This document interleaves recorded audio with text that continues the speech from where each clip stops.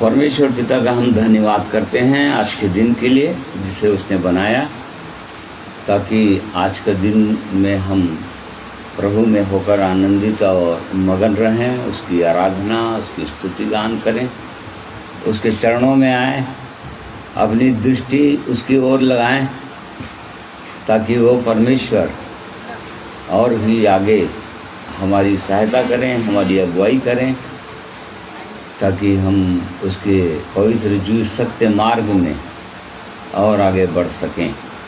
इसलिए परमेश्वर का धन्यवाद करते हैं। परमेश्वर ने आज के दिन को दिया है, इसलिए सप्ताह भर संभाला, रक्षा रखवाली की, बचाते आया, और इसी तरह से लगातार परमेश्वर हमारी सहायता करते आ रहे हैं, अवसर देते आ रहे हैं, ताकि उस जीवित परमेश्वर को हम और भी जानें, व्यक्तिगत रीति से, अनुभव से और जानें, और उसकी सिद्ध इच्छा मनसा में हम और कहाँ पर पहुँचे हैं और कहाँ तक हमको जाना है, इन सब बातों को हम जानें। इसलिए परमेश्वर हमारी सहायता करते हैं, अगुवाई करते हैं। इसके लिए हम परमेश्वर का धन्यवाद करते हैं कि वो लगातार परमेश्वर पवित्र आत्मा के द्वारा, अपने पवित्र वचन के द्वारा, प्रभु यीशु के पवित्र लहू के द्वारा हमारी सहायता करते आए हैं अब तक। और इसलिए आज के दिन में हम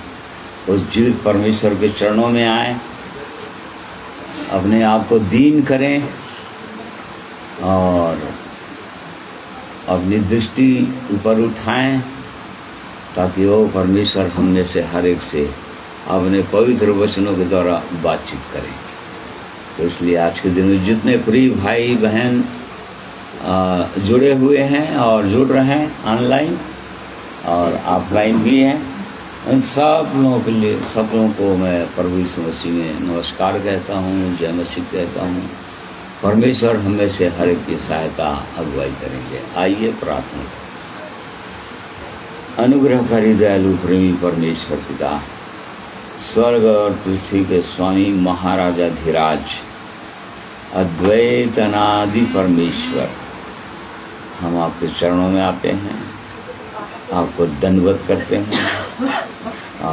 आपकी करुणा जिसे आप प्रति भोर को नहीं करते हैं हमारे जीवन में, और इसी कारण से प्रभु हम आज के दिन को देख पाते हैं।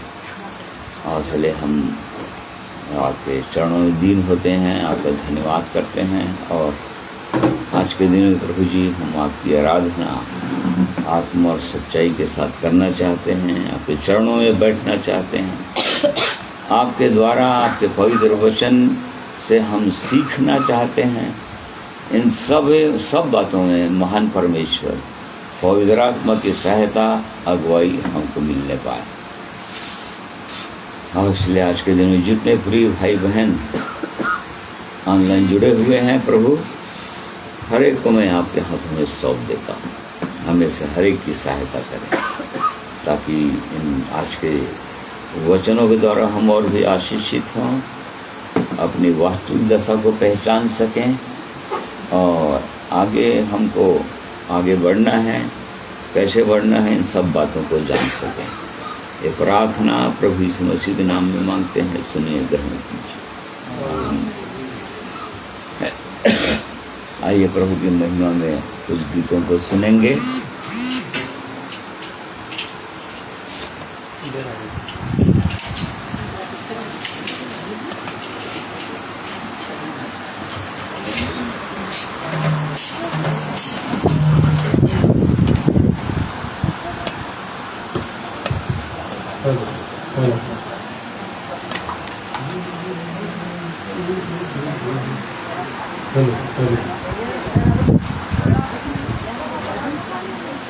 प्रभु की महिमा हो, स्तुति हो। सबको प्रभु यीशु मसीह के नाम में सबको सलाम, जय मसीह की। आइए प्रभु की महिमा में गाएंगे हम गीत नंबर 102, सदा मैं स्तुति करूँगा, सदा मैं सेवा करूँगा, मुझे बचाया यीशु ने। इस गीत को गा करके प्रभु की महिमा करेंगे।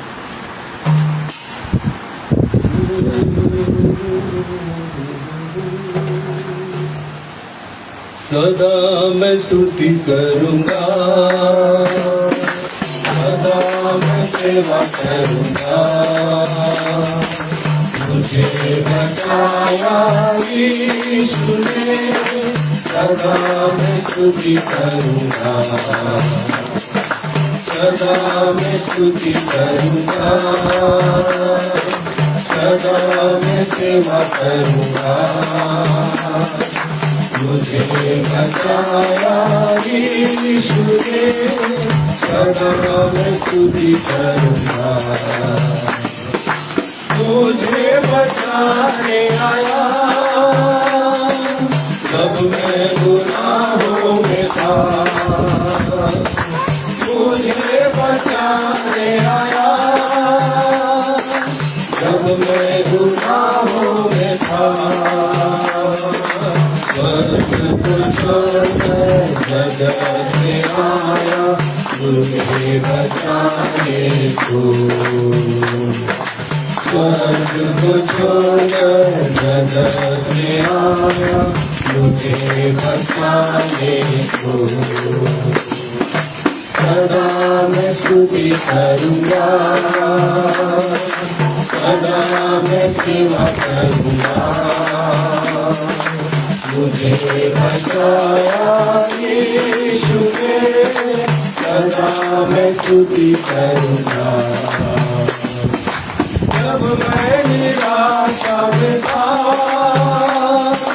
तूने मुझे आशा दी, जब मैं निराशा में था तूने मुझे आशा दी। जगत में आया जीवन को दिया तनिक से यीशु, जगत में आया जीवन को दिया तनिक से यीशु। सदा मैं स्तुति करूँगा, सदा मैं सेवा करूँगा। मुझे बचाया यीशु ने, सदा मैं स्तुति करूँगा। प्रेमी प्रभु यीशु बचाया तूने मुझे, प्रेमी प्रभु यीशु बचाया तूने मुझे। देता हूँ मैं सारा जीवन संपूर्ण आनंद से, देता हूँ मैं सारा जीवन संपूर्ण आनंद से। सदा मैं स्तुति करूँगा, सदा मैं सेवा करूँगा। मुझे बचाया यीशु ने, सदा मैं स्तुति करूँगा। अनादि परमेश्वर सच्चाई और जीवन है तू, अनादि परमेश्वर सच्चाई और जीवन है तू। तुझी प्रशंसा करता रहूँगा तेरे आने समय तक, तुझी प्रशंसा करता रहूँगा तेरे आने समय तक। सदा मैं स्तुति करूँगा, सदा मैं सेवा करूँगा। मुझे बचाया यीशु ने, सदा मैं स्तुति करूँगा। आइए प्रभु की महिमा में कुछ कोरसों को गाएंगे। वो जीवित है, जीवित है, जीवित है सदा। और उसके आगे जितना कोरस हम जानते हैं उसको गाएंगे।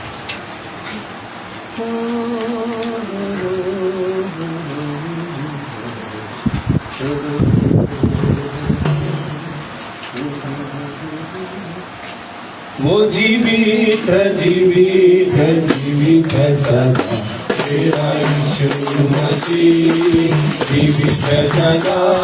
वो जीवित है, जीवित है, जीवित है सदा तेरा यीशु मसीह, जीवित है। हालेलुया, हालेलुया, तेरा यीशु मसीह जीवित है सदा। हालेलुया, हालेलुया, तेरा यीशु मसीह जीवित है। Alive, alive, alive forevermore. My Jesus is alive forevermore. Alive, alive, alive forevermore. My Jesus is alive. Sing hallelujah, sing hallelujah. My Jesus is alive forevermore. Sing hallelujah, sing hallelujah. My Jesus is alive. उसके बातों में प्रवेश करूँगा धन्यवाद के साथ, उसके आंगनों में स्तुति करूँगा। मैं कहूँगा ये दिन क्या हुआ ने बनाया, मैं खुश हुआ कि आनंद किया, आनंद किया, मुझे आनंद किया, मैं खुश हुआ कि आनंद किया, आनंद किया, मुझे आनंद किया, मैं खुश हुआ कि आनंद किया। I will enter His gates with thanksgiving in my heart. I will enter His courts with praise. I will say with the day that the Lord has made. I will rejoice for He has made me glad. He has made me glad. He has made me glad. I will rejoice for He has made me glad. He has made me glad. He has made me glad. I will rejoice for He has made me glad. ना तो बल से ना शक्ति से पर मेरी आत्मा के द्वारा, ना तो बल से ना शक्ति से पर मेरी आत्मा के द्वारा। ये पहाड़ बढ़ जाएगा, ये पहाड़ कर जाएगा, ये पहाड़ कर जाएगा, पर मेरी आत्मा के द्वारा। ना तो बल से ना शक्ति से पर मेरी आत्मा के द्वारा, ना तो बल से ना शक्ति से पर मेरी आत्मा के द्वारा। ये दीवार ठंडा होगा, ये दीवार चंगा होगा, ये दीवार ठंडा होगा, पर मेरी आत्मा के द्वारा। ना तो बल से ना शक्ति से पर मेरी आत्मा के द्वारा, ना तो बल से ना शक्ति से पर मेरी आत्मा के द्वारा। ये शहर बन जाएगा, ये शहर बन जाएगा, ये शहर बन जाएगा, पर मेरी आत्मा के द्वारा। ना तो बल से ना शक्ति से पर मेरी आत्मा के द्वारा, ना तो बल से ना शक्ति से पर तेरी आत्मा के द्वारा ये शैतान भाग जाएगा, ये शैतान भाग जाएगा, ये शैतान भाग जाएगा, पर तेरी आत्मा के द्वारा। यीशु नाम की जय जय हो, यीशु नाम की जय जय हो, यीशु नाम की जय जय हो, यीशु नाम की जय जय हो। उसके नाम खाने से मैं चंगा हुआ, यीशु नाम की जय जय हो। उसके नाम खाने से मैं चंगा हुआ, यीशु नाम की जय जय हो, यीशु नाम की जय जय हो, यीशु नाम की जय जय हो, यीशु नाम की जय जय हो, यीशु नाम की जय जय हो। उसके लहू बहाने से मेरा उद्धार हुआ, यीशु नाम की जय जय हो। उसके लहू बहाने से मेरा उद्धार हुआ, यीशु नाम की जय जय हो।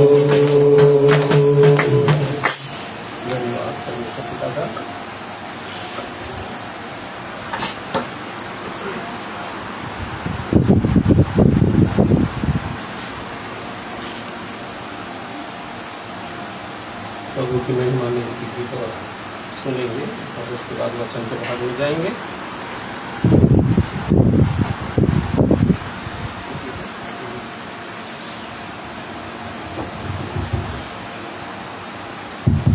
Hello hello,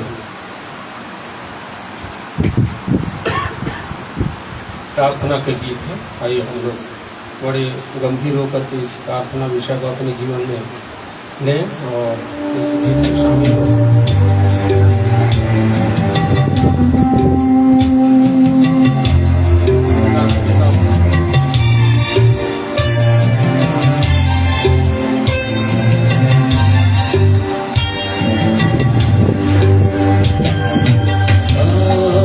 Hallelujah.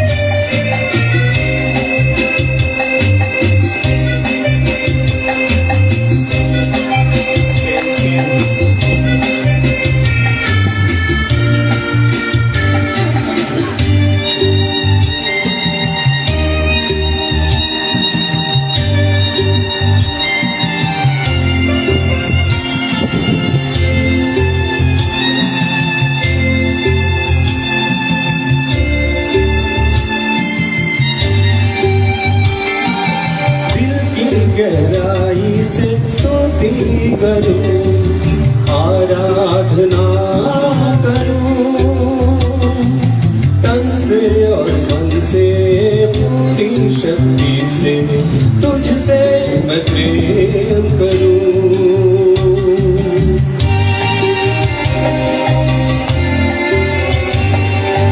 दिल की गहराई से स्तुति करूं, आराधना करूं,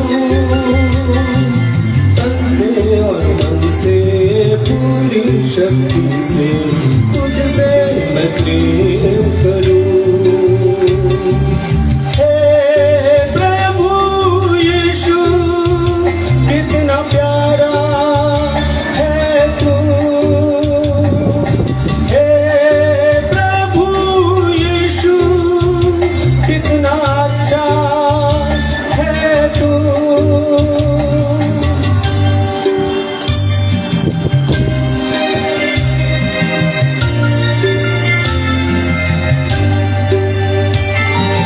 तेरा चेहरा जो सबसे निराला, उसको मैं हर पल ढूंढूं।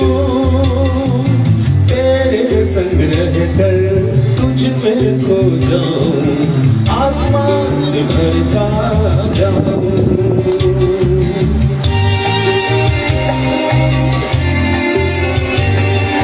तेरा चेहरा जो सबसे निराला, उसको मैं हर पल ढूंढूं। तेरे संग रह कर तुझ में खो जाऊं, आत्मा से भरता जाऊं। हे प्रभु यीशु, कितना प्यारा है तू। हे प्रभु यीशु, सबसे अच्छा है तू।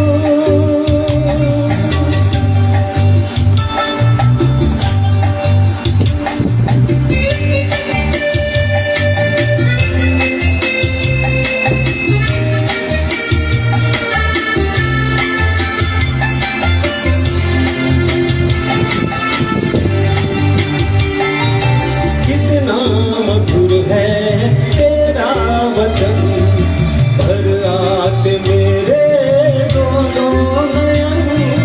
दुख जो सहा तूने मेरे कारण, भूलूंगा न मैं जीवन भर।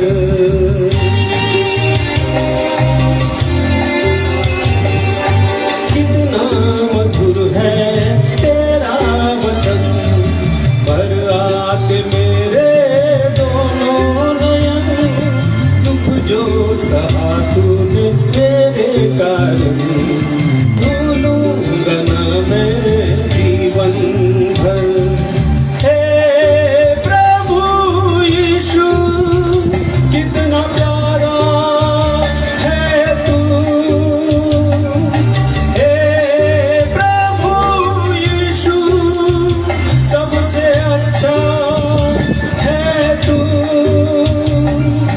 प्रार्थना मैं तुझसे करूं, ओ मेरे प्यारे मसीहा। प्रार्थना मैं तुझसे करूं, ओ मेरे प्यारे मसीहा। मेरा ये जीवन तेरे काम आए,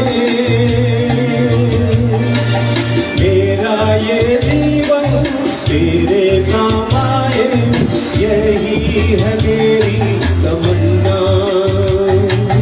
प्रार्थना मैं तुझसे करूं, ओ मेरे प्यारे मसीहा।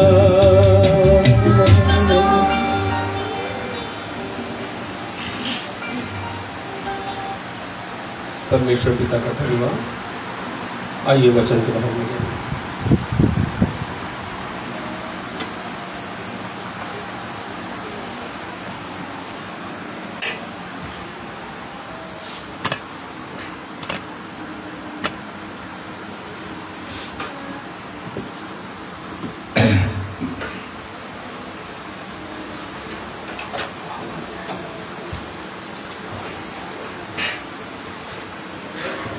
हम अपने जीवित परमेश्वर का धन्यवाद करते हैं कि वो न केवल हमारा परमेश्वर है, परंतु उसने हमें अपना संतान बनाया है और पिता कहने का अधिकार दे दिया है। तो न केवल हमारा परमेश्वर है, परंतु हमारा स्वर्गीय पिता भी हैं। और इसी कारण से हमें ये अधिकार है कि हम उससे प्रार्थना कर सकते हैं, प्रार्थना करते हैं। वो अपने लोगों की सुनता है, उपाय करता है, और क्योंकि उसको सुधी है सब कुछ। प्रभु यीशु ने कहा था अपने चेलों को, तुम्हारा स्वर्गीय पिता जानता है कि तुमको ये सब चीज़ें चाहिए और तुमको देगा। तो इसी कारण से हम धन्यवाद करते हैं उस परमेश्वर का और उसके बड़ा अनुग्रह का कि उसने हमको अपना संतान बना दिया, परमेश्वर का संतान। और हमेशा हमेशा के लिए वो उसने अपना उत्तराधिकार भी दे दिया, उत्तराधिकारी बना दिया, प्रभु यीशु के संग उत्तराधिकारी। और इसी कारण से हम उसका धन्यवाद करते हैं, उसकी स्तुति, उसकी तारीफ कर सकते हैं। और इसलिए परमेश्वर आज के दिन में हमारी सहायता करेंगे। आइए परमेश्वर के पवित्र वचन की ओर ध्यान लगाएंगे। यहोशू कोई पढ़ेगा? हाँ पढ़ो। यहोशू की पुस्तक उसका 5वां अध्याय उसका 10 पद से 15 पद तक पढ़ लो। यहोशू उसका 5वां अध्याय 10 पद से आखिरी 9। इसलिए इस्राएली गिलगाल में डेरे डाले रहे और उन्होंने यरीहो के पास के अराबा में पूर्णमासी की संध्या के समय फसह माना।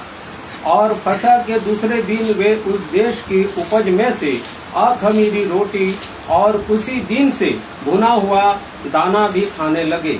और जिस दिन वे उस देश की उपज में से खाने लगे, उसी दिन सवेरे को मन्ना बंद हो गया और इस्राएलियों को आगे फिर कभी मन्ना न मिला, परंतु उस वर्ष उन्होंने कनान देश की उपज में से खाया। जब यहोशू यरीहो के पास था, तब उसने अपनी आंखें उठाई और क्या देखा कि हाथ में नंगी तलवार लिए हुए एक पुरुष सामने खड़ा है। और यहोशू ने उसके पास जाकर पूछा, क्या तू हमारी ओर का है या हमारे बैरियों की ओर का? तब उसने उत्तर दिया, नहीं, वरन मैं यहोवा की सेना का प्रधान होकर अभी आया हूँ। तब यहोशू ने पृथ्वी पर मुंह के बल गिरकर दंडवत किया और उससे कहा, अपने दास के लिए मेरे प्रभु की क्या आज्ञा है? यहोवा की सेना के प्रधान ने यहोशू से कहा, अपनी जूती पांव से उतार डाल, क्योंकि जिस स्थान पर तू खड़ा है वह पवित्र है। तब यहोशू ने वैसा ही किया। परमेश्वर का धन्यवाद करते हैं उसके पवित्र वचन के लिए। और जैसे कि यहाँ पर किस समय की बात है, इस बात को हम सबों को जानना चाहिए। ये किस समय की घटना की चर्चा यहाँ पर हो रहा है। तो जो पुराने नियम पढ़ते हैं और जिन्होंने पढ़ा है वो लोग जानते होंगे, फिर भी इन बातों को हम जानते हैं।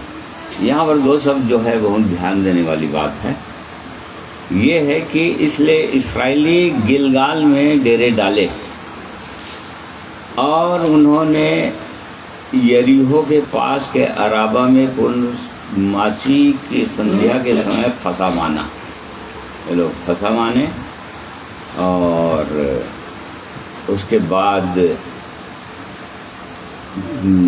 फिर उसके बाद ये लोग आगे बढ़े और यहीं पर जैसे ही उन्होंने फसा माना, उसके बाद मन्ना गिरना बंद हो गया। वहाँ पर से फिर मन्ना गिरना बंद हो गया। जो 40 वर्षों तक परमेश्वर जंगल में या मरुस्थल में मन्ना से उनको तृप्त करता रहा, स्वर्ग की रोटी देता रहा, स्वर्ग से गिराता रहा उनके लिए मन्ना प्रति भोर को, और तब वो लोग जीवित रहते थे। 40 वर्ष तक ऐसा होता रहा। परंतु अब उसके बाद यहाँ पर मन्ना गिरना बंद हो गया। तो यहाँ पर गिलगाल, गिलगाल जो शब्द है उसका अर्थ वैसे भी मैं पहले कई बार बताया हूँ। मैं गिलगाल का मतलब होता है व्हील या चक्का, गोल गोल चक्का, या रोल्ड अवे, या हमारी यहाँ पर लिखा है 9 पद पर ये, हाँ। तब यहोवा ने यहोशू से कहा, तुम्हारी नाम धराई जो मिस्रियों में हुई है उसे मैंने आज दूर की है। हाँ, मतलब मिस्रियों की जो नाम धराई इस्राएलियों के जीवन में हुई थी, क्योंकि ये लोग गुलामी में थे। 430 साल की गुलामी में थे लोग। 430 साल कम नहीं होता है। मिस्र की गुलामी, फिरौन राजा के अधीन ये लोग गुलाम थे।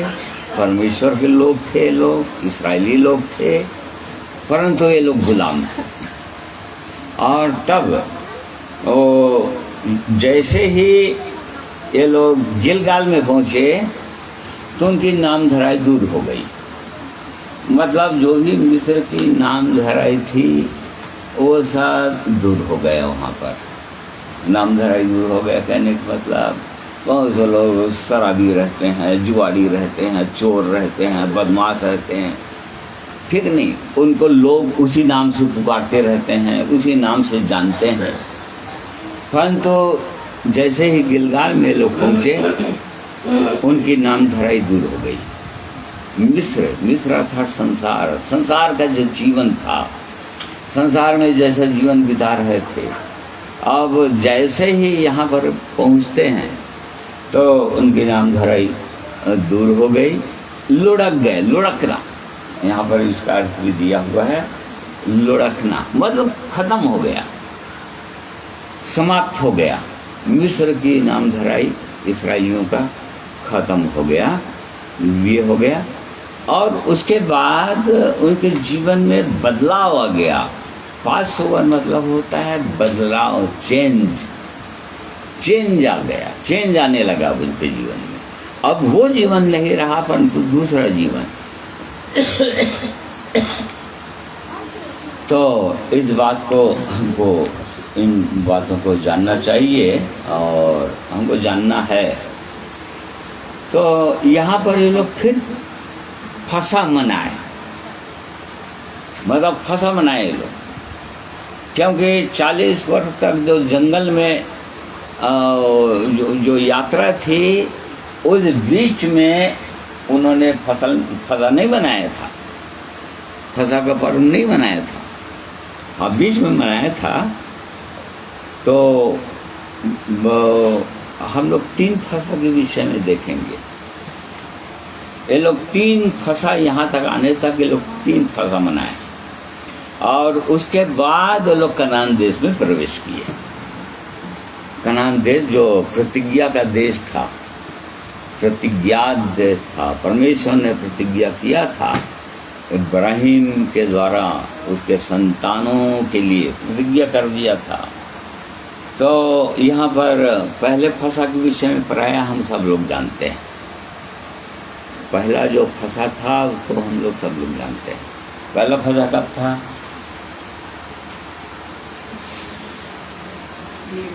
जब ये लोग, हाँ, निर्गमन 12 अध्याय में दिया हुआ है पहला फसा। तो जब पहला फसा हुआ उसमें लोग 40 साल की बंधुआई से 430 साल की गुलामी से ये लोग निकले थे। मूसा ने लोगों से कहा, इस दिन को स्मरण रखो जिसमें तुम लोग दासत्व के घर अर्थात मिस्र से निकल आए हो। यहोवा तुमको वहां से अपने हाथ के बल से निकाल लाया। इसमें खमीरी रोटी न खाई जाए। अबीब के महीने में आज के दिन तुम निकले हो, इसलिए जब यहोवा तुमको कनानी, हित्ती, एमोरी, हिब्बी और यबूसी लोगों के देशों में पहुंचाएगा, जिसे देने की उसने तुम्हारे पुरखाओं से शपथ खाई थी और जिसमें दूध और मधु की धाराएं बहती हैं, तब तुम इसी महीने में पर्व मानना। 7 दिन तक अखमीरी रोटी खाया करना और 7वें दिन यहोवा के लिए पर्व मानना। इन 7 दिनों में अखमीरी रोटी खाई जाए, वरन तुम्हारे देश भर में न खमीरी रोटी न खमीर तुम्हारे पास देखने में आए। और उस दिन तुम अपने अपने पुत्रों को यह कह के समझा देना कि यह हम उसी काम के कारण करते हैं जो यहोवा ने हमारे मिस्र से निकल आने के समय हमारे लिए किया था। हाँ, तो देखो ये पहला फसा था। ये पहला फसा था, उसको यादगारी में आज भी करते हैं। इस्राएली लोग आज भी करते हैं और हम लोग भी जो प्रभु के लोग हैं उसको हम आज भी करते हैं, इसको स्मरण करते हैं। क्योंकि परमेश्वर ने कहा था कि जब तुम्हारे बाल बच्चे इस बात को जानना चाहेंगे क्यों करते हो, तो उनको बता देना कि इसलिए हम ये करते हैं कि हम 430 साल से हम गुलामी में थे, कैसे सताए जा रहे थे मिस्र के राजा के द्वारा, फिरौन के द्वारा, कि कैसे हम पर कोड़े बरसाए जा रहे थे और कैसे टोकरी ढुलवा रहे थे। टोकरी ढोना उनको छुड़ा दिया, मतलब ये सब चीज़ों से ख़त्म कर, लुढ़का दिया, समाप्त कर दिया। इस बात को हमेशा याद रखना कि अब वो वाला रास्ता तुमको बंद हो गया, ये वाला बंद, अब दूसरा शुरू हो जाएगा। मतलब एक द्वार जब बंद होता है, परमेश्वर दूसरा द्वार खोलता है। इस बात को हमेशा एक विश्वासी को जानना चाहिए। तो मसीह जीवन ऐसे ही जीवन है, अलग अलग फेसेस में या क्या कहें, अंतराल, हाँ, अंतराल में या आयाम में अलग अलग स्थितियों में ले जाता है परमेश्वर। उसी स्थिति में कभी भी नहीं रखता। यदि कहीं पर एक द्वार बंद हुआ तो इसका मतलब ये नहीं कि उसके लिए द्वार बंद हो गया। उसके लिए फिर परमेश्वर क्या करता है, दूसरा द्वार और उससे उत्तम द्वार वो खोलता है। वो ऐसा परमेश्वर है। इस बात को हम देखेंगे। इसीलिए ये लोग 3 बार फसा मनाएं। और फसा का अर्थ हम सब जानते हैं। फसा का मतलब होता है एक स्थान से दूसरे स्थान चला जाना, चेंज हो जाना या लांघ जाना। लांघन पर बोलते हैं हिंदी में, पास ओवर इंग्लिश में। तो इस प्रकार से परमेश्वर इनके लिए बड़ा अद्भुत उपाय किया। वो परमेश्वर एक स्थान से ले जाकर हमेशा दूसरे स्थान में ले जाता है। वो कभी भी परमेश्वर अपने लोगों को वहीं पर रहने नहीं देता है, वहीं पर नहीं रहने देगा। वो एक स्थान में ये लोग 470 साल 430 साल की बंधुआई में थे और उसके बाद 40 साल तक वो लोग जंगल में भटकते रहे। फिर उसके बाद ये लोग कनान देश में पहुँचे। अलग अलग फेसेस में, 3 फेसेस में ये लोग कनान देश पहुँच गए, प्रतिज्ञा के देश में।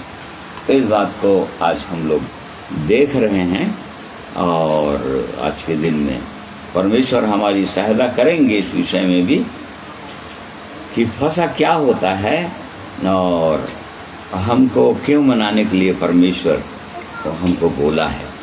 तो पहले फसा में क्या हुआ था, ये लोग मिस्र की बंधुआई से स्वतंत्र हुए थे। पहले फसा में ये लोग मिस्र देश की बंधुआई से या गुलामी से सताए जा रहे थे, बहुत दुख उठा रहे थे। निर्गमन 2 अध्याय दिए, इनकी कराहना मतलब इनके सहने से बाहर हो चुका था। निर्गमन 2:23-24 में हम पढ़ते हैं, जब इनकी सहने से बाहर हो गया था बंधुआई के देश में तब परमेश्वर को ये लोग पुकारे थे और परमेश्वर ने इनके लिए उपाय किया था, अपने जन मूसा और हारून को भेजा था और वहाँ से बंधुआई से निकाला था। तो पहला जो बंधुआई था वो लोग मिस्र अर्थात गुलामी, या मिस्र का मतलब होता है अंधकार, घोर अंधकार, अंधकार से निकालकर इनको प्रकाश में लाया था परमेश्वर, स्वतंत्र किया था, उस गुलामी से स्वतंत्र कर दिया था। अंधेर जो सह रहे थे वो लोग, गुलामों का अंधेर, उससे निकाल दिया था परमेश्वर। तो ये पहला फंसा था। और उस समय जो गुलामी की दशा में थे ये लोग कौन सी रोटी खाते थे? लोग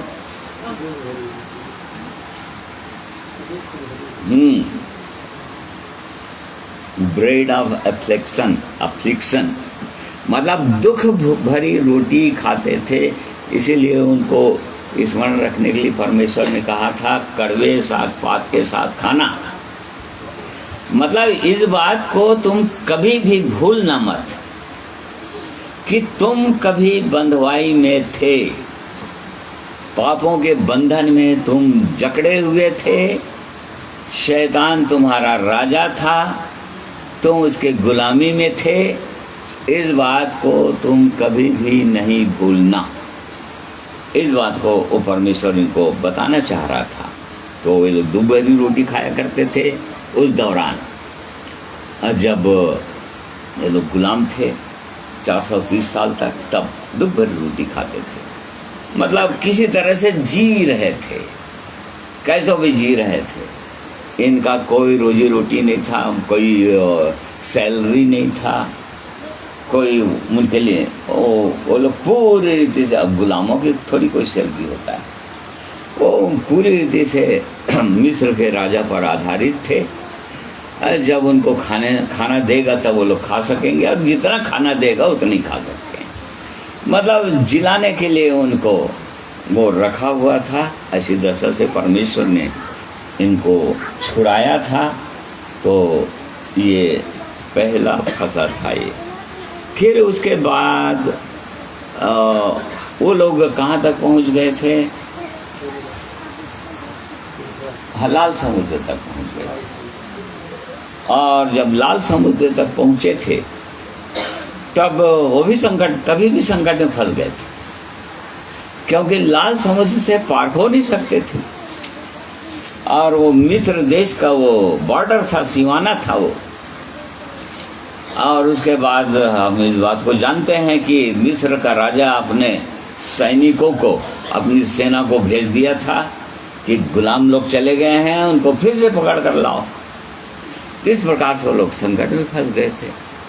फिर उसके लिए फिर क्या किया? फिर परमेश्वर, ये पहला फंसा था। फिर दूसरा फंसा कब मनाया था, किसी को मालूम है? दूसरा फंसा ये लोग मरुस्थल जंगल के बीच में मनाए थे। कब मनाए थे? गिनती 9 अध्याय निकाली।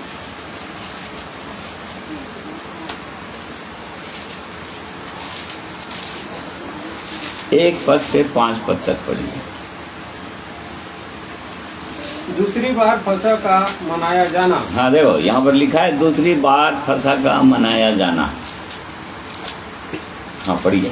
इस्राएलियों के मिस्र देश से निकलने के दूसरे वर्ष के पहले महीने में यहोवा ने सीनै के जंगल में मूसा से कहा, इस्राएली फसह नामक पर्व को उसके नियत समय पर मनाया करें, अर्थात इसी महीने के 14वें दिन को गोधूली के समय तुम लोग उसे सब विधियों और नियमों के अनुसार मानना।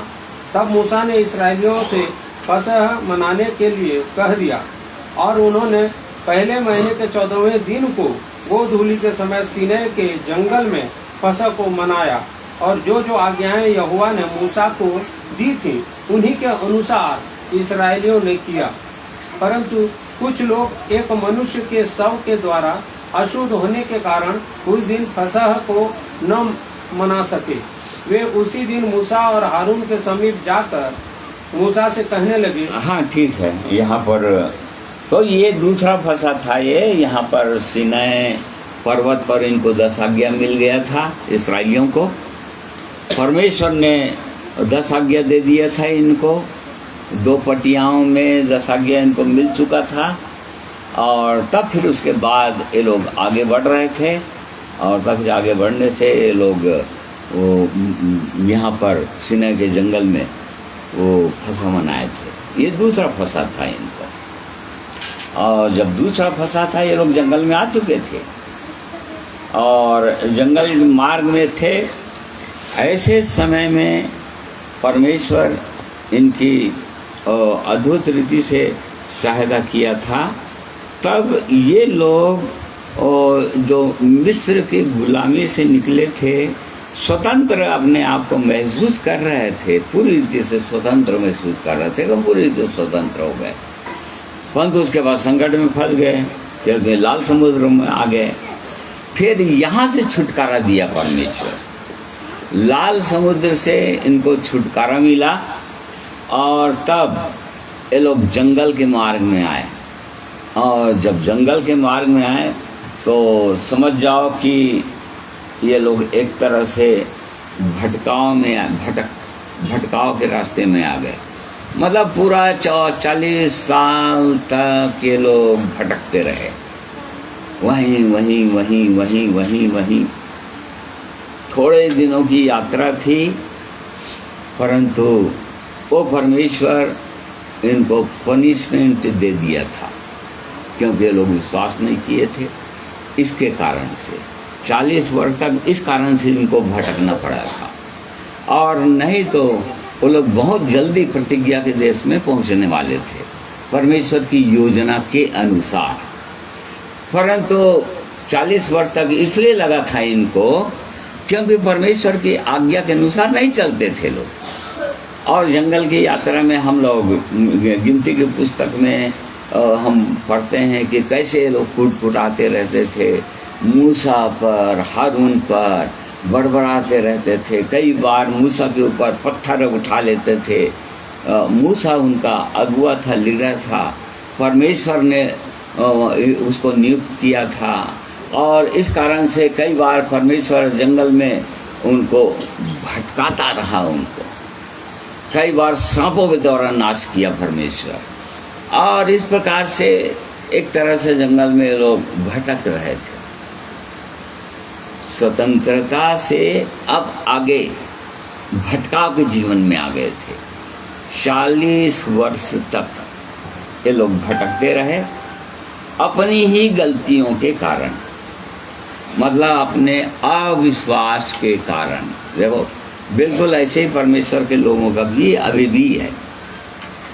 परमेश्वर तो चाहता है कि जितना जल्दी उनको प्रतिज्ञा के देश में पहुंचा दे, परंतु आज विश्वासी लोग भी ऐसे ही भटकते रहते हैं अविश्वास के कारण, परमेश्वर पर विश्वास नहीं करने के कारण से, कुड़कुड़ाने बड़बड़ाने के कारण से,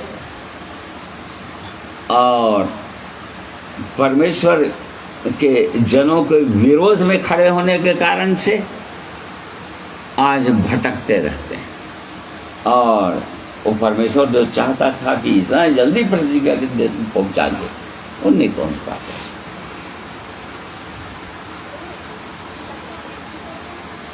तो यहाँ पर ये लोग मन्ना खा रहे थे। ये यहाँ पर कौन सा रोटी खा रहे थे लोग? मन्ना। इसको स्वर्ग की रोटी बोल रहे थे। परमेश्वर ने इस्राएली लोग बोले कि हमको स्वर्ग की रोटी खिलाया परमेश्वर। जब प्रभु से चर्चा कर रहे थे लोग, यहूदी लोग, यूहन्ना 8 में, तो लोग बोल रहे थे परमेश्वर ने हमको मूसा के द्वारा, हम मूसा को जानते हैं, तुमको नहीं जानते, वो परमेश्वर ने हमको स्वर्ग की रोटी खिलाया। तब प्रभु यीशु ने कहा वो स्वर्ग की रोटी नहीं था, स्वर्ग की रोटी तो मैं हूँ जो उतरा हूँ। तो यहाँ पर ये लोग स्वर्ग की रोटी खा रहे थे 40 वर्ष तक। और 40 वर्ष तक रोटी खाते भटकाव होते ले दे के फिर ये लोग वहाँ तक पहुँच गए। कहाँ तक? कनान के बॉर्डर। अब कनान के बॉर्डर तक पहुंच गए, तब वहां पर भी एक जगह पार करना था इनको। क्या पार करना था? यरदन नदी। यरदन नदी को पार करना था और परमेश्वर यहाँ तक इनकी सहायता करते ही जा रहा था। हम मुझे डिटेल में नहीं जा रहे हैं, फंसा को देख रहे हैं। तो परमेश्वर वहाँ तक भी पहुँचा दिया, परमेश्वर वहाँ तक पहुँचा दिया, इनको पार करा दिया, यरदन नदी पार करा दिया। और जैसे ही ये लोग यरदन नदी को पार किए और यरदन नदी को पार करने के बाद अब इस स्थान पर आ गए ये लोग, गिलगाल। यहाँ पर ऊपर में लिखा है कि उनको खतना करवाया, जितने इस्राएलियों का जो खतना नहीं हुआ था, या जंगल की यात्रा में जितने बच्चे पैदा हुए थे उस समय 40 वर्ष तक उनका तो खतना हुआ नहीं था, तो इसलिए उनका खतना भी हुआ यहाँ पर। और खतना होने के बाद ये लोग फसा माने, नियम और विधियों के अनुसार, जैसे परमेश्वर ने बताया था निर्गमन में, उसके अनुसार ये लोग फसा माने। और तब उसके बाद अब इनको आगे बढ़ना है। तो अब ये लोग यहाँ पर आ गए, गिलगाल में आ गए। गिलगाल में ये लोग डेरे डाले और फिर उसके बाद पूर्णमासी की संध्या के समय उन्होंने फसा माना। और जब फसा माना, तब फसा के बाद वहाँ पर मन्ना गिरना बंद हो गया। अब मन्ना नहीं, अब स्वर्ग की रोटी नहीं। अब सोच कर देखिए कि 40 वर्ष तक इनको ऐसा अभ्यास हो गया था कि सुबह भोर को उनको उठना था और 40 वर्ष तक उनको मन्ना से परमेश्वर तृप्त करता रहा। बीच में अवश्य मांस के लिए लोग कुड़कुड़ाए बड़बड़ाए परमेश्वर से, तो बटेरे भी दिया उनको। तो इस प्रकार से मन्ना के द्वारा वो तृप्त करता रहा और वैसे ही उनका आदत भी हो गया। मन्ना यदि भोर को नहीं उठेंगे तो फिर उनको दिन भर उपवास करना पड़ेगा, क्योंकि बीच में कोई गिरना ही नहीं है, केवल भोर को ही गिरेगा मन्ना, और भोर को ही उनको उठाना है और उसको जैसा परमेश्वर ने कहा था वैसे पका कर उसको खाना है। तो ये उनका 40 वर्ष तक रूटीन हो गया था। अब उसके बाद ये मन्ना गिरना बंद हो गया। अब अचानक सोच कर देखिए कि दूसरे दिन जब जाकर देखे होंगे, उनको कुछ करना था नहीं।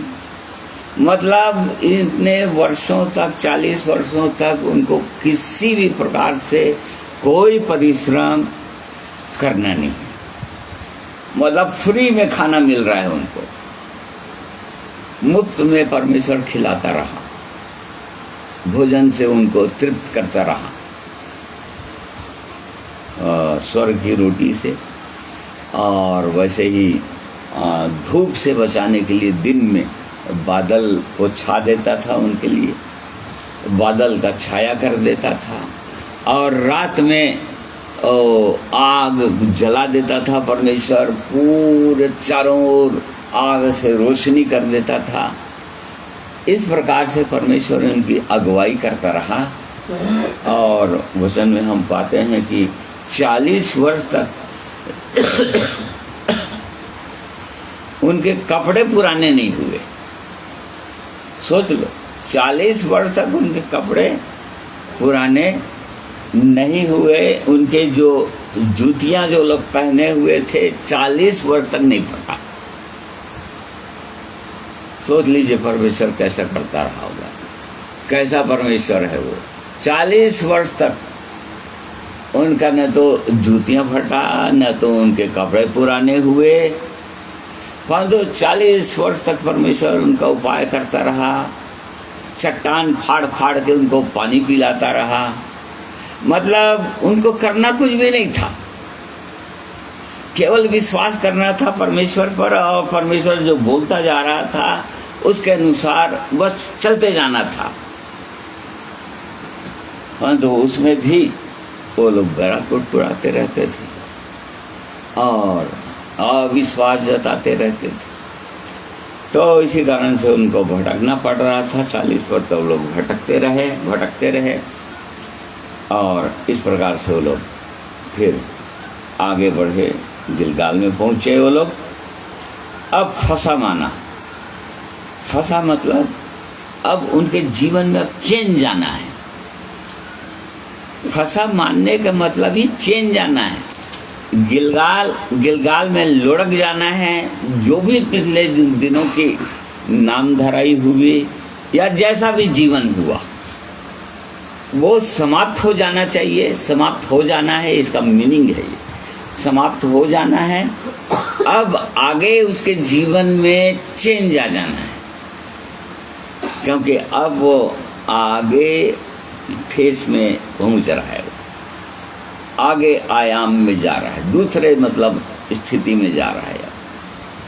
तो अब उसको वहाँ से आगे बढ़ना है, चेंज होना है।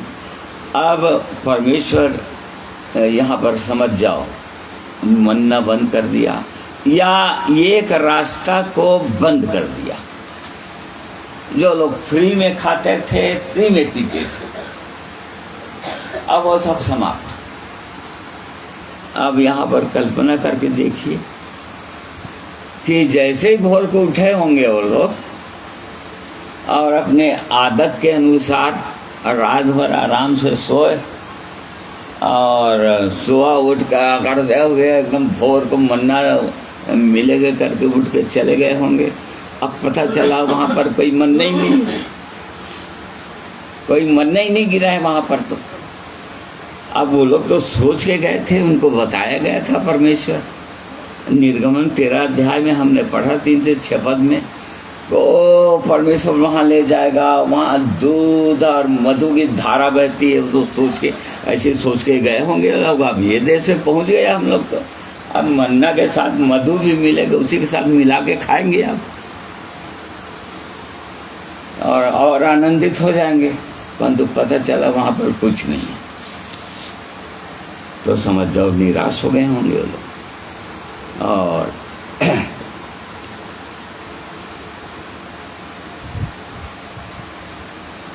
तो यहाँ पर हम ये देख रहे हैं कि परमेश्वर जब एक द्वार को बंद करता है तो हमेशा दूसरे द्वार को खोलता है। इस बात को हमेशा याद रखिएगा। इसका मतलब ये नहीं कि परमेश्वर ने इनको त्याग दिया, अपने लोगों को त्याग दिया, अब ये लोग भूखे मर जाएंगे अब ये लोग, क्योंकि मन्ना गिरना बंद हो गया।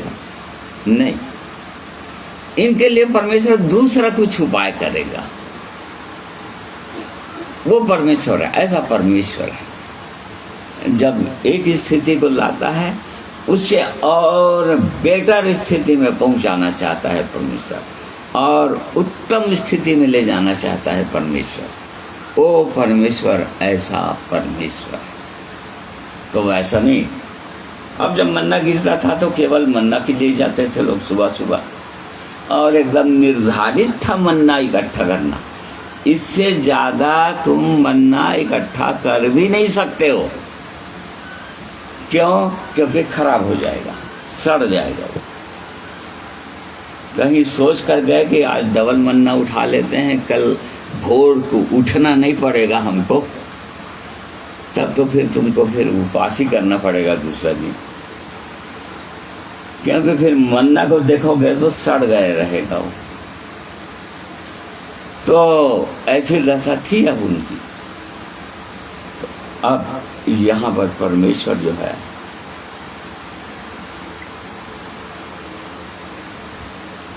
कहीं दूसरे स्थान में ले जाना चाहे, एकदम उत्तम।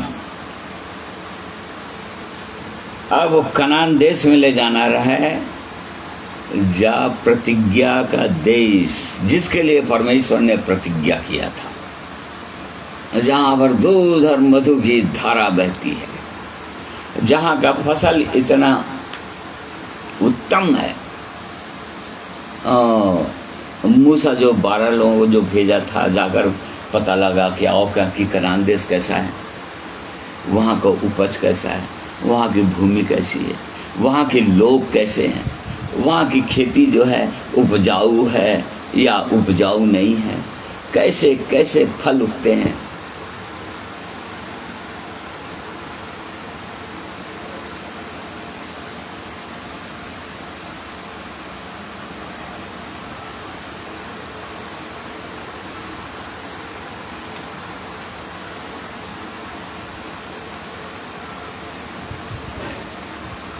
ते लोग वहाँ के अंगूरों को लाए थे।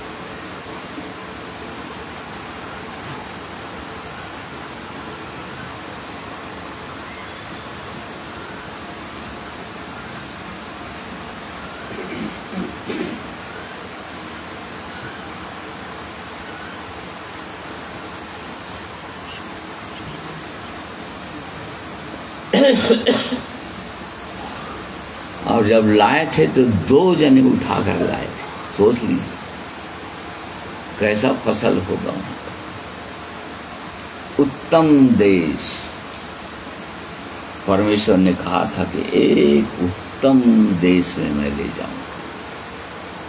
उन्होंने बताया, सर्वे करने वालों ने, अरे इतना उत्तम है वो देश, इतना उपजाऊ है वो देश, इतना मनोहर है वो देश, इतना सुंदर है वो देश। रिपोर्ट देने वाले लोग ऐसे रिपोर्ट दिए थे मूसा को।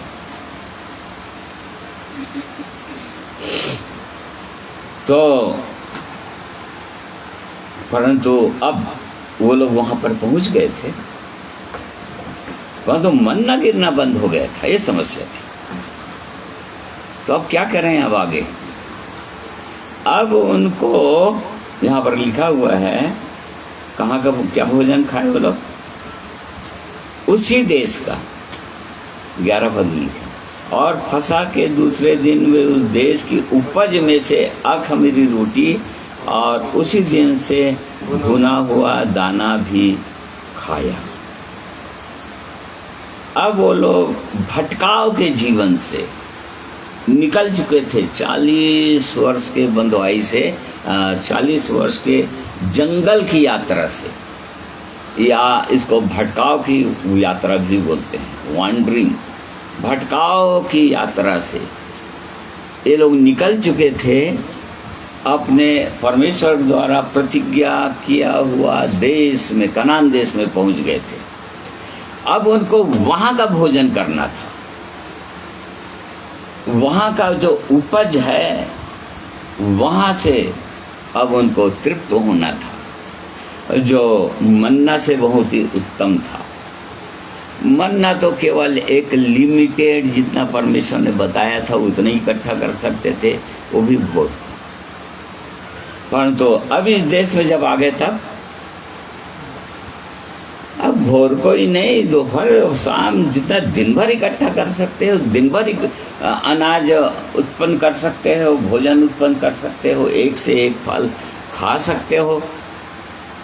एक ऐसा उत्तम देश में पहुंचा दिया वो परमेश्वर, वहां पहुंचा दिया, मतलब भरपूरी के जीवन में पहुंचा दिया। अब एक स्थान से उसको बंद कर दिया, अब प्रतिज्ञा के देश में पहुंचा दिया। और प्रतिज्ञा देखकर जब देश में पहुंचाया तो एक उत्तम काम किया परमेश्वर। क्या काम किया? फिर 13 पद से पढ़ो ना, 5 अध्याय का। जब यहोशू यरीहो के पास था तब उसने अपनी आंखें उठाई और क्या देखा कि हाथ में नंगी तलवार लिए हुए एक पुरुष सामने खड़ा है। और यहोशू ने उसके पास जाकर पूछा, क्या तू हमारी ओर का है या हमारे बैरियों की ओर का? तब उसने उत्तर दिया, नहीं, वरन मैं यहोवा की सेना का प्रधान होकर अभी आया हूँ। तब यहोशू ने पृथ्वी पर मुंह के बल गिरकर दंडवत किया और उससे कहा, अपने दास के लिए मेरे प्रभु की क्या आज्ञा है? हाँ बस। तो जब यहोशू देखा, जब यहोशू गया निश्चित रूप से यहोशू तो पहले ही जाता होगा भोर को उठकर। तो जब यहोशू देखा तो एक पुरुष को देखा, एक पुरुष जो है नंगी तलवार लिए हुए खड़ा हुआ है। और जब नंगी तलवार लिए हुए खड़ा हुआ है तो यहोशू उसके पास जाकर पूछा, क्या तू हमारी ओर का है या हमारे बैरियों की ओर का? हमारी ओर हमारी सहायता करने के लिए आया है या हमारे जो शत्रु लोग हैं उनकी ओर? क्योंकि अब कनान देश में तो शत्रु मिलेंगे बहुत, हमारे शत्रुओं की ओर का है। तब उसने उत्तर दिया, उस पुरुष ने उत्तर दिया, नहीं, ना तो मैं तुम्हारी ओर का हूं और न ही तुम्हारे बैरियों के ओर का हूं। जाओ, इस बात को ध्यान दीजिए।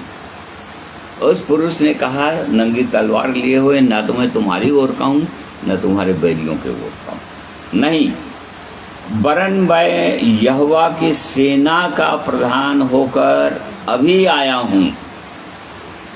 सेना का प्रधान होकर अभी आया हूं। देखो, जैसे ही मन्ना बंद हो गया, जैसे ही भटकाव का जीवन समाप्त हो गया, जैसे ही इन्होंने फंसा मान लिया, जैसे ही इनकी नामधराई खत्म हो गया, अब आगे स्थिति में, बेटर स्थिति में, उत्तम स्थिति में अब ये लोग पहुंच गए। तब परमेश्वर अपने सेना का प्रधान को भेज दिया। काहे के लिए भेज दिया होगा? नंगी तलवार लिए हुए भेज दिया, मतलब इसलिए भेज दिया क्योंकि अब कनान देश में तुमको मन्ना, स्वर्ग की रोटी तो मिलेगा नहीं, परंतु अब तुमको खुद उपज उपजाना पड़ेगा। यहाँ पर तुम्हारे शत्रु लोग होंगे, क्योंकि जो सर्वे करने वाले 12 लोग गए थे, मूसा को बताया, हाँ उत्तम देश तो है, दूध और मधु की धारा तो बहती है वहाँ पर, और वहाँ की उपजाऊ जो है भूमि तो बहुत ही उपजाऊ है, मनोहर देश तो है, परंतु वहाँ पर रहने वाले लोग खतरनाक लोग, राक्षस जैसे लोग हैं। अनाकौंसी लोग रहते हैं, लेकिन वहाँ पर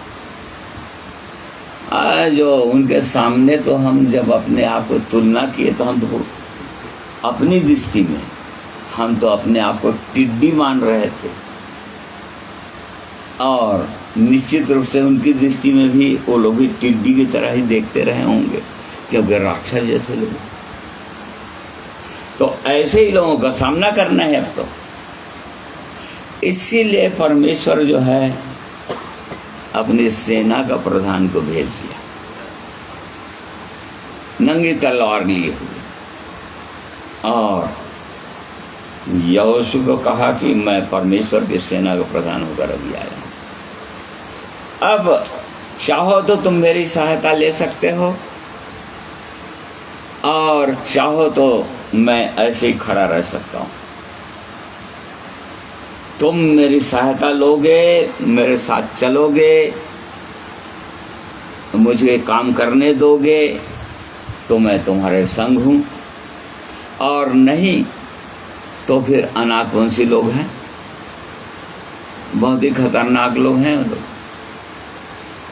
क्योंकि निर्गमन 13 अध्याय में पढ़ते हैं 7 जातियां रहती थी, कनानी, हिब्बी, यबूसी, गिरगासी, और क्या क्या जाति थी, 7 जाति, सब खतरनाक खतरनाक जातियाँ।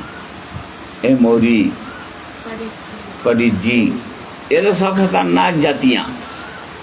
कनान देश, उन्हीं को नाश करना था और उन्हीं की जगह को कब्जा करना था तुमको, और वहाँ पर रहना था तुमको, कुछ करना नहीं था वहाँ पर, सब कुछ उनका था,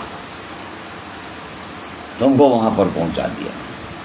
अब तुम उनको नाश करो और वहां पर कब्जा करके वहां पर वो आराम से रहो। मतलब अब यहां पर युद्ध स्थल में आ गया। अब यहाँ पर तुमको युद्ध करना है। कनान देश ऐसे नहीं मिल जाएगा। प्रतिज्ञा किया हुआ देश या भरपूरी का देश, भरपूरी का जीवन यूं ही नहीं मिल जाएगा।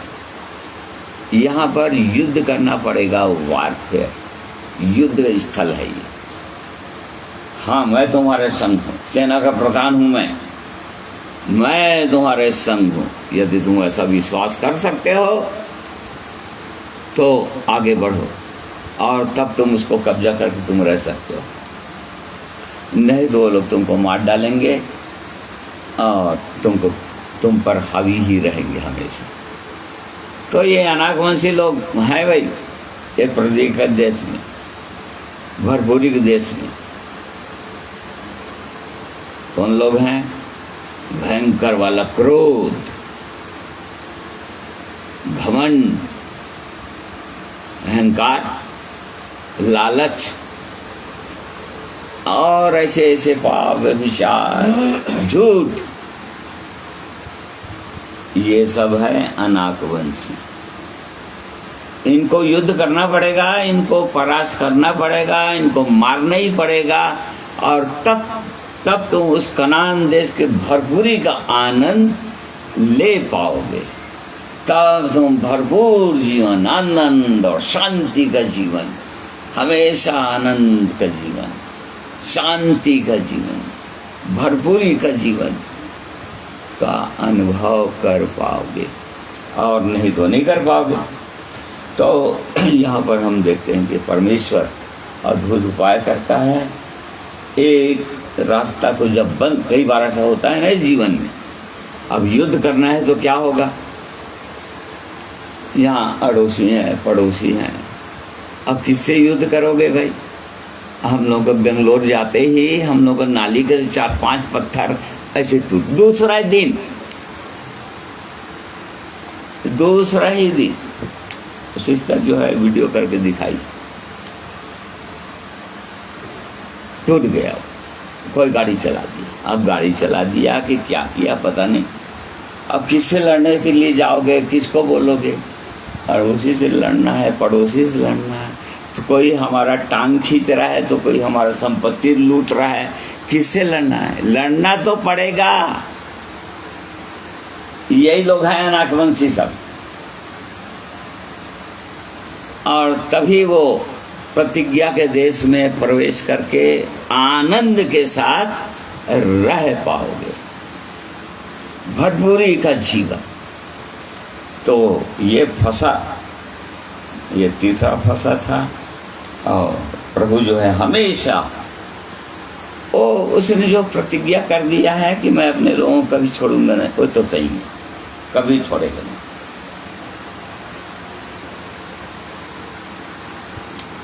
उसने कहा तुम सूखे के देश में भी, सूखे के समय में भी आनंदित रहोगे। जो कह दिया है तो कह दिया है, तुमको किसी प्रकार से कोई चिंता करना नहीं पड़ेगा, उसने कह दिया है परमेश्वर, उसकी बातें सत्य है। एलिया के समय में हम जानते हैं, जब 3.5 साल का अकाल पड़ा तो परमेश्वर ने एलिया को कहा कि अब तुमको भोजन कहाँ से मिलेगा। एलिया को कोई चिंता नहीं, वो परमेश्वर को जानता है, वो कैसा क्या करेगा क्या नहीं करेगा, वो सब कुछ जानता है। वो कैसा प्रबंध करेगा। यदि वैसा वाला विश्वास नहीं रहता तो वो 3.5 साल तक अकाल रह करके बोलते ही नहीं वो, क्योंकि उसको बोलने से अकाल पड़ गया। परंतु ये नहीं जानता था कि वो परमेश्वर उसके लिए क्या उपाय करेगा। उसके लिए परमेश्वर जानता था, एलिया नहीं जानता था, परंतु परमेश्वर जानता था। परमेश्वर ने कहा कि वहाँ पर नाला है, उस नाले का पानी पीना, और मैंने कौओं को आज्ञा दे दिया है कि सुबह शाम तुमको मांस और रोटी खिलाया करेंगे। अब सब पता नहीं कितने दिन तक वो कौवे जो है मांस और रोटी ले जाकर खिलाते रहे, और वो नाले का पानी पी पी कर वहीं रहा। अब कैसे रहा होगा वो नहीं जानता, अपन नहीं जानते कैसे रहा होगा, परंतु पिलाते रहा। फिर जब और सूखा हो गया तो नाला का पानी भी सूख गया। अब कैसे करेगा? अब समझो एक तरह से वो द्वार भी बंद हो गया। देखो तो अब क्या करेगा? अब ये तो द्वार बंद हो गया समझो, और कौवे भी अब नहीं खिलाएंगे। तो फिर अब मैंने सारभत की एक विधवा को आज्ञा दिया है। कैसी विधवा को? जिसके पास केवल थोड़ा सा मैदा है और थोड़ा सा तेल है, उसको आज्ञा दिया है। जो 1-2 रोटी बनाएगी अपने लिए, खाएगी, अपने बेटे के लिए मर जाएगी, उसको मैंने आज्ञा दिया है। तो जाओ वहां पर। इसका कहने का क्या मतलब? कई बार विश्वासी लोग ये सोचते हैं ना, कितने सालों तक ये तो सहायता मिलता रहा हमको, इनकी सहायता, अब ये फलाना, इस पर हम भरोसा कर रहे थे, अब ये भी चला गया, अब हम क्या करेंगे, अब कैसा हमारा गुजर बसर होगा। कई बार चिंतित परेशान रहते हैं विश्वासी लोग।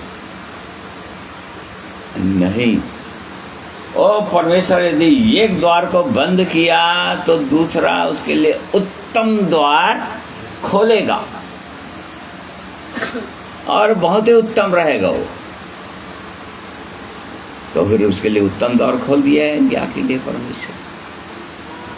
और वहाँ सारभत नगर में चला गया, और वहाँ पर फिर वो विधवा के घर में रहकर वो 3.5 को खाता रहा। वो भर पेट खाना 3 जने खाते रहे, विधवा, उसका बेटा और ये।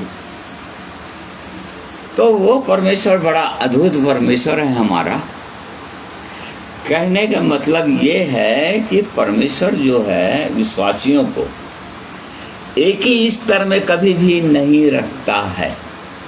इस बात को जानिए, और इसके द्वारा हर विश्वासी को हमको जांचना चाहिए कि हम किस स्तर में हैं। हम अभी कहीं अभी भी, या जो नए लोग हैं वो उनके लिए भी कहीं अभी भी गुलामी के देश में तो नहीं है, फिर उनकी गुलामी में तो भी नहीं है, या वहाँ से निकल गए गुलामी से तो भटकाव के जीवन में तो नहीं है, जंगल की यात्रा में तो नहीं है। जंगल की यात्रा मतलब कुड़कुड़ाने बड़बड़ाने वाली यात्रा, छोटी छोटी चीज़ों के लिए कुड़कुड़ा रहे हैं, उस पर दोष लगा रहे हैं, किसी पर दोष लगा रहे हैं, किसी से चिढ़ रहे हैं, मन मोटा हो गया, मन फूल गया, किसी के प्रति बैता आ गया।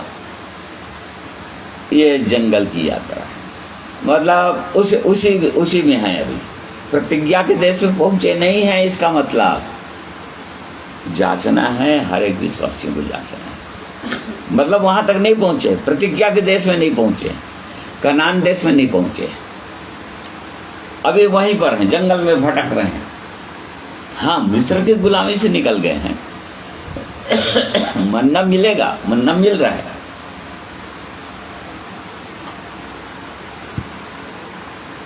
रोज रोटी खा रहे हैं, वचन रूपी रोटी, संगति भी मिल रहा है, जल भी मिल रहा है, चट्टान फाड़ फाड़ कर पिला रहा है परमेश्वर, वो अलग है, परंतु जंगल में ही।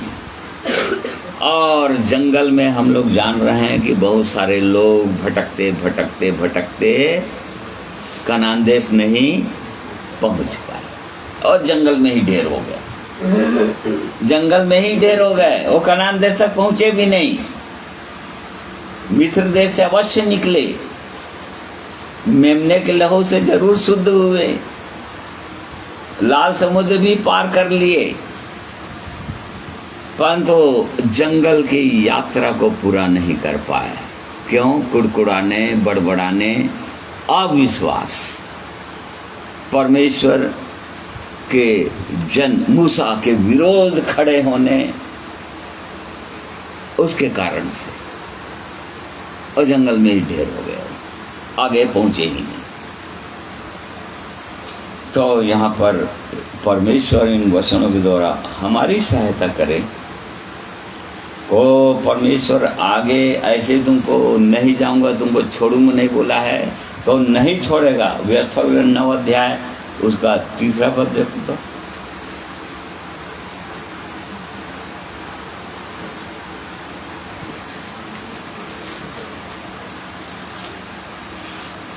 इसलिए आज तू यह जान ले कि जो तेरे आगे भस्म करने वाली आग के समान पार जाने वाला है वह तेरा परमेश्वर यहोवा है। हाँ देखो, वो परमेश्वर इनको बार बार चिताता रहा, बार बार बताता रहा, तुम अकेले नहीं हो, तुम अकेले नहीं जाओगे।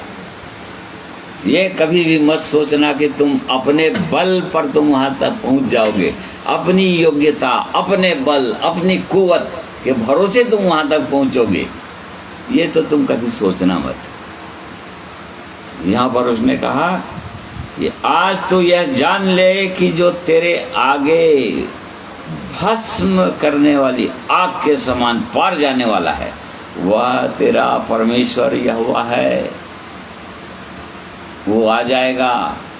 जैसे ही मन्ना गिरना बंद हुआ, परमेश्वर अपनी सेना का प्रधान को भेज दिया, और भी नंगी तलवार लिए हुए।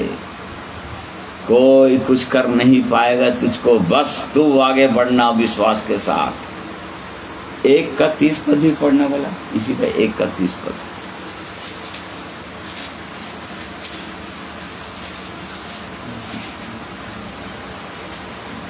तुम्हारा परमेश्वर यहोवा जो तुम्हारे आगे आगे चलता है वह आप तुम्हारी ओर से लड़ेगा। हाँ। जैसे कि उसने मिस्र में तुम्हारे देखते तुम्हारे लिए किया। देखो, वो मिस्र में तुम्हारे देखते तुम्हारे लिए किया। मिस्र में, मिस्र के बाद निकल गए, जंगल में एक लड़ाई लड़े थे वो लोग, जंगल की यात्रा में अमालेकियों के साथ उनकी लड़ाई हुई थी। परंतु उस समय मैं परमेश्वर तुमको युद्ध करना, मैं तुमको जिताता था। परंतु अब तुम्हारे आगे आगे हो गया है वो उस पर विश्वास करना पड़ेगा। वो तुम्हारे संग रहना चाहिए और तब तुम्हारे शत्रुओं को वो परास्त कर देगा। तुमको अकेले नहीं जाओगे तुम कभी भी। तुम अकेले अपने आप को महसूस नहीं करना। अकेले सोचना ही मत तुम अकेले हो, कभी भी नहीं सोचना। ये मान लेना कि तुम्हारे साथ वो भस्म करने वाली आग, वो परमेश्वर है, वो तुम्हारे संग रहेगा। और तब तुम क्या करोगे? प्रभु यीशु ने पूछा था ना, शर्त दिया था कि कौन अनंत जीवन में प्रवेश करेगा, कौन गढ़ बना सकता है। मान लो तुम्हारी सेना, तुम 10,000 लेकर जा रहे हो, तुम्हारे जो विरोधी सेना है वो 20,000 लेकर आ रहा है सेना, तब कैसे करोगे तुम? चुन लो, सोच लो, विचार लो। लूका 14 अध्याय में प्रभु यीशु ने, तब तुम सोच लो, विचार लो, क्या करोगे तुम? हाँ, 20,000 डबल सेना लेकर आ रहा है, तब क्या करेगा? सामने वाला क्या करेगा? जाकर उसके चरणों में गिर जाएगा, शत्रु के सामने दंडवत कर देगा, क्योंकि मेरे पास तो 10 ही सेना है, उसके पास तो 20 सेना है, 20,000 सेना है। तब क्या करेगा? तो कौन लोग आगे बढ़ सकते हैं? प्रभु यीशु ने कहा, हाँ, जो लोग ऐसा विश्वास करके चलेंगे कि नहीं, मेरे पास तो, मेरे साथ तो भस्म करने वाली आग है, जो सेना का प्रधान है, परमेश्वर की सेना का प्रधान जो स्वर्ग में रहता है, वो तो मेरे साथ है, वो नंगी तलवारें लिए हुए, वो मेरे संग है, और तो फिर कोई डर नहीं। तो ये युद्ध क्षेत्र है, इन बातों को हम जानते हैं। मसीह जीवन जो है, प्रति भोर को युद्ध, प्रति भोर को युद्ध, दिन भर युद्ध, परमेश्वर के साथ रहना। तो परमेश्वर इन वचनों के द्वारा हम में से हर एक की सहायता अगुवाई करेंगे। ये गीत गाना है प्रभु वर्षी हाँ गीत। आइए प्रभु की महिमा में गीत सुनेंगे।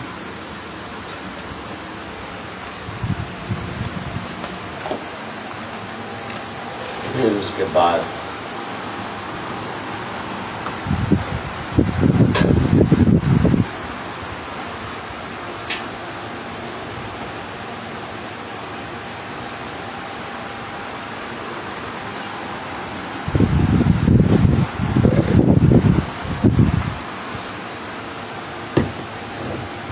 सबको जय मसीह की। परमेश्वर की महिमा के लिए मैं भी एक गीत गाऊंगा।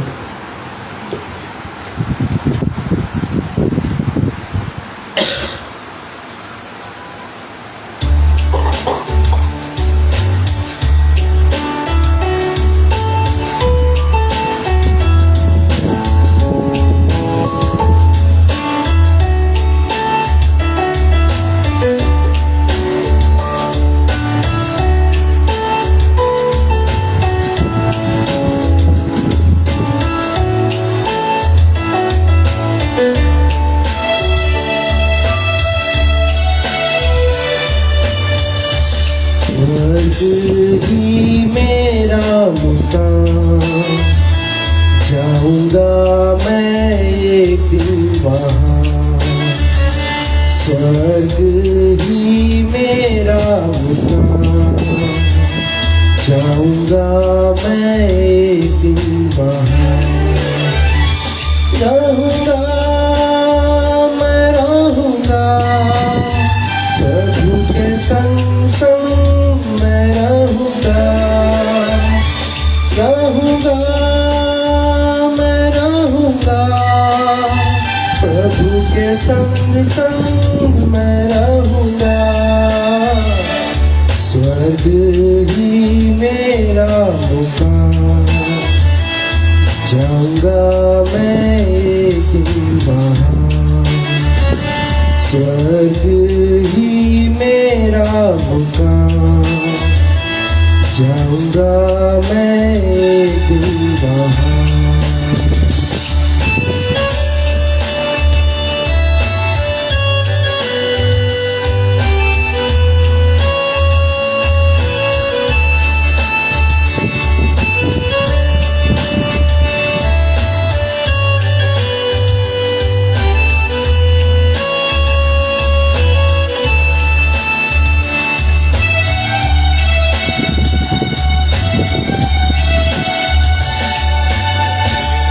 आने वाला है वो अपने संग ले जाने को। कहते हैं प्रभु सबको, क्या तैयार तुम जाने को।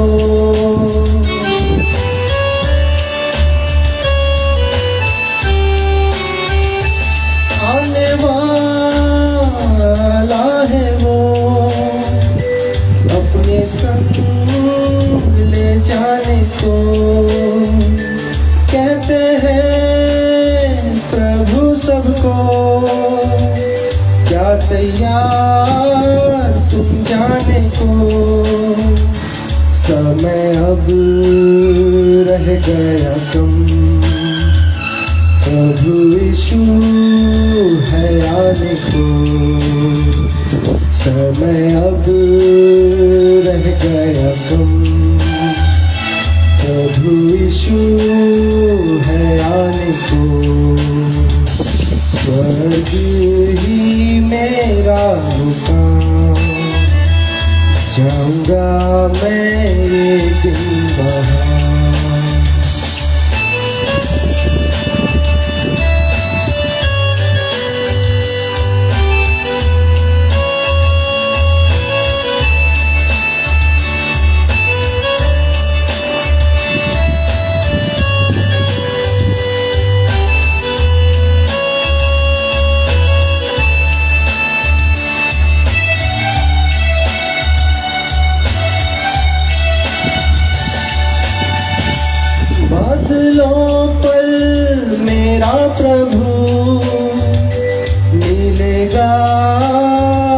मुझको वहीं देखूंगा, उनको मैं तब कैसा है मेरा मसीह।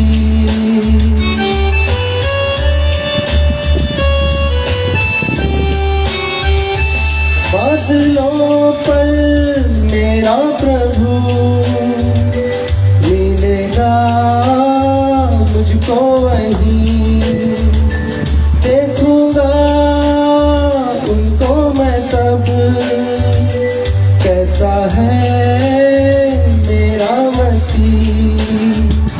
पोछेगा सारे आंसू, दे देगा खुशियाँ सारी, पोछेगा सारे आंसू, दे देगा खुशियाँ सारी। स्वर्ग ही मेरा मुकाम, जाऊंगा मैं एक दिन वहाँ। स्वर्ग ही मेरा मुकाम, जाऊंगा मैं एक दिन वहाँ। रहूंगा मैं, रहूंगा प्रभु के संग संग मैं रहूंगा। रहूंगा मैं, रहूंगा प्रभु के संग संग मैं रहूंगा। स्वर्ग ही मेरा मुकाम, जाऊंगा मैं एक दिन वहाँ। स्वर्ग ही मेरा मुकाम, जाऊंगा मैं एक दिन वहाँ। आप सबको जय मसीह की परमेश्वर पिता का धन्यवाद देते हैं।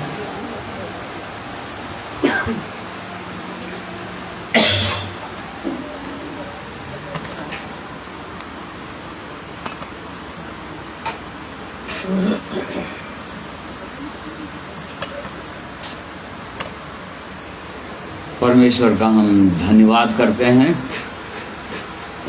सुंदर गीत के लिए, और यही हमारी धन्य आशा है कि एक दिन हम स्वर्ग जाएंगे।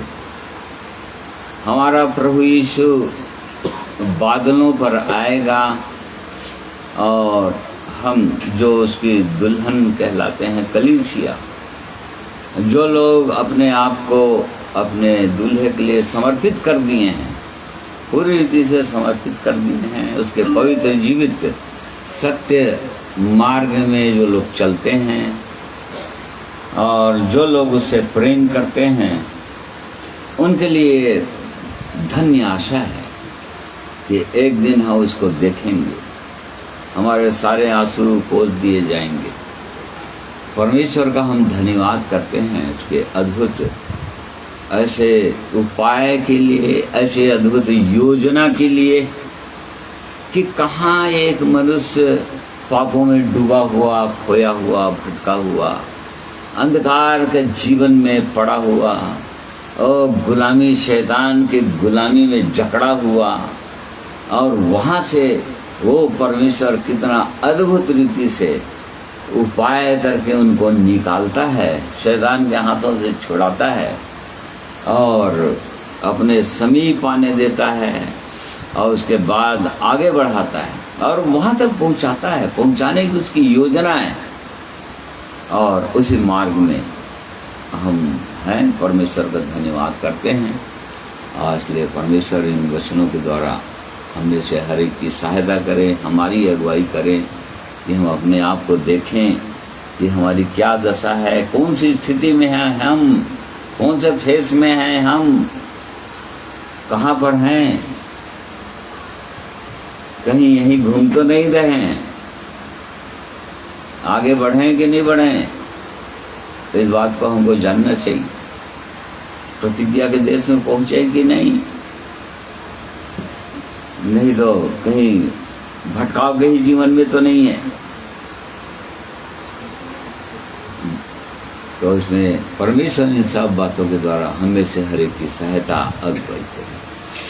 क्या हम अपनी उपज का खा रहे थे, अब उसके बाद ये लोग अपनी उपज का खाने लगे थे, अपने परिश्रम से खाने लगे थे, कनान देश की उपज को खाने लगे थे जो उनकी प्रतिज्ञा का देश था, और उत्तम उत्तम चीजें खाने लगे थे, परंतु उनके लिए परिश्रम करना था, उनको फ्री में नहीं था वो।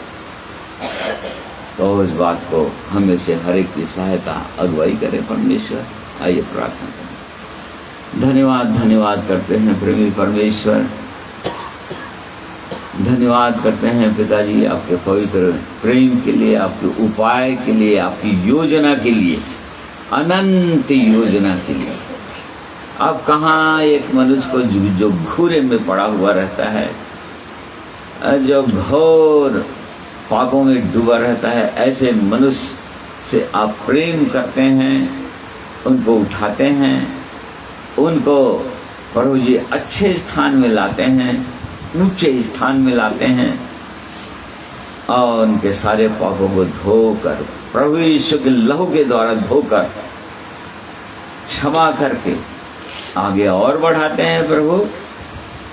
उसके लिए उपाय करते हैं, उसकी सहायता करते हैं, पवित्र आत्मा देकर सहायक के रूप में आगे बढ़ाते हैं, और अपने पवित्र वचन के द्वारा लगातार सहायता करते हैं, पवित्र लहू के द्वारा प्रभु जी पापों को धोते रहते हैं, क्षमा करते रहते हैं, और चाहते हैं कि वहाँ तक हम पहुँच जाएं।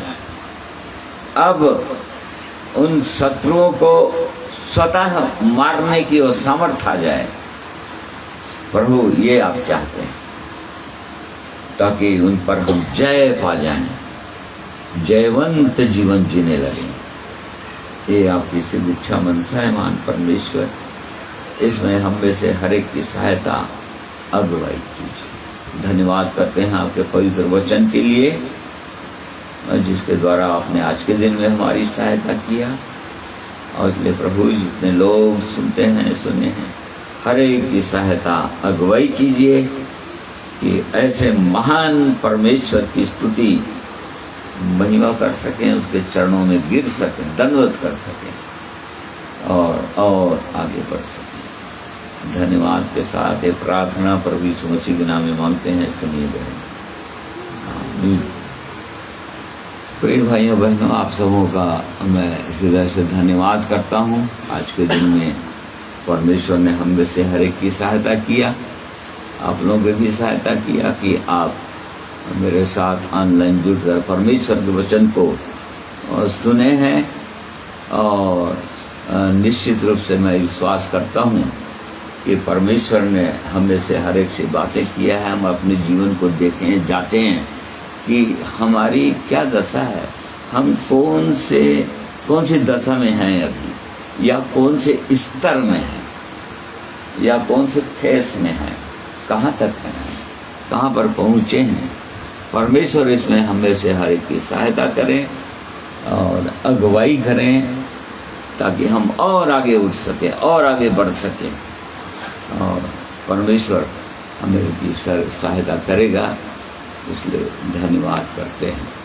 मैं आप सबों को धन्यवाद करता हूँ, और प्रभु यीशु के पवित्र नाम में आप सबों को जय मसीह की कहता हूँ।